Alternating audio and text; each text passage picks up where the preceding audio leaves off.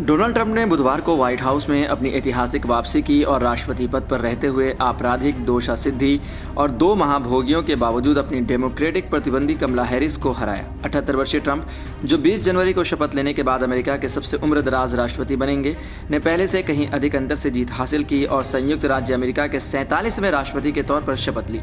Trump की शानदार जीत के बाद उन्होंने अपने नारे "अमेरिका को फिर से महान बनाना" को पूरा करने की कसम खाई।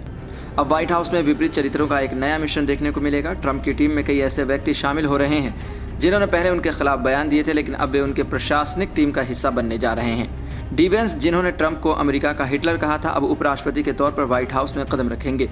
डी वेंस, जिन्होंने हिलबिली एलेजी नामक बेस्ट सेलिंग संस्मरण लिखा है, ट्रंप के आलोचक रहे हैं, लेकिन अब वह उनके प्रशासन का हिस्सा बनने जा रहे हैं। वह अमेरिका के तीसरे सबसे कम उम्र के उपराष्ट्रपति होंगे। एलन मस्क, जिन्होंने 2022 में ट्रंप को अपनी टोपी लटकाने की सलाह दी थी, 2024 में ट्रंप की राष्ट्रपति बोली में एक अभूतपूर्व भूमिका निभा रहे हैं। मस्क ने रिपब्लिकन पार्टी को जीत दिलाने के लिए अपनी निजी संपत्ति से $110 मिलियन से अधिक खर्च किए। ट्रंप ने मस्क से अमेरिका सरकार के संपूर्ण ऑडिट करने का प्रस्ताव रखा है ताकि सरकारी खर्चों में भारी कटौती की जा सके। 53 वर्षीय मस्क, जो स्पेस एक्स, टेस्ला और एक्स पूर्व में ट्विटर के सीईओ हैं, ट्रंप के प्रशासन में स्पेस और व्यापार नीति के प्रभावशाली सलाहकार बन सकते हैं। रॉबर्ट कैनेडी जूनियर, जिन्होंने शुरू में 2024 के अमेरिका में राष्ट्रपति चुनाव में एक स्वतंत्र उम्मीदवार के तौर पर भाग लिया था, अब उन्होंने अपना नाम वापस लेकर ट्रंप का समर्थन किया है। ट्रंप ने अपने अभियान के दौरान कैनेडी को स्वास्थ्य सेवा में एक बड़ी भूमिका देने का वादा किया। 70 वर्षीय रॉबर्ट, जो रॉबर्ट एफ कैनेडी के बेटे हैं, को स्वास्थ्य और मानव सेवा सचिव के पद के लिए संभावित उम्मीदवार माना जा रहा है। ट्रंप ने रिचर्ड ग्रेनेल का नाम राष्ट्रीय सुरक्षा सलाहकार या विदेश मंत्री के पद के लिए प्रस्तावित किया है। इसके अलावा डग बर्गम को ऊर्जा मंत्री, टॉम कॉटन को रक्षा मंत्री, सूसी विल्स को व्हाइट हाउस के चीफ ऑफ स्टाफ के रूप में देखा जा रहा है। ट्रंप के नए प्रशासन में विवेक रामास्वामी, एलिस स्टेफनिक और ली जेल्डिन जैसे अन्य रिपब्लिकन नेता भी शामिल हो सकते हैं। ट्रंप के राष्ट्रपति बनने के बाद बधाई देने वाले नेताओं कई प्रमुख अंतर्राष्ट्रीय व्यक्तित्व शामिल हैं। इन नेताओं में ट्रंप के विजय भाषण और व्हाइट हाउस में उनकी वापसी पर अपनी शुभकामनाएं दी।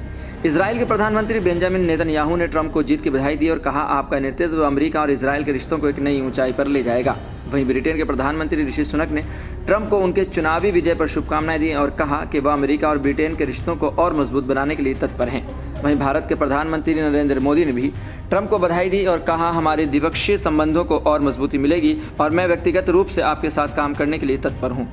रूस के राष्ट्रपति व्लादिमीर पुतिन ने भी ट्रंप को उनकी चुनावी जीत पर बधाई दी और भविष्य में अमेरिका और रूस के रिश्तों के नए अध्याय की उम्मीद जताई। ब्राज़ील के राष्ट्रपति लुइज इनासियो लूला दा सिल्वा ने भी ट्रंप को बधाई दी और कहा कि वह अमेरिका और ब्राज़ील के संबंधों में नई पहल का स्वागत करते हैं।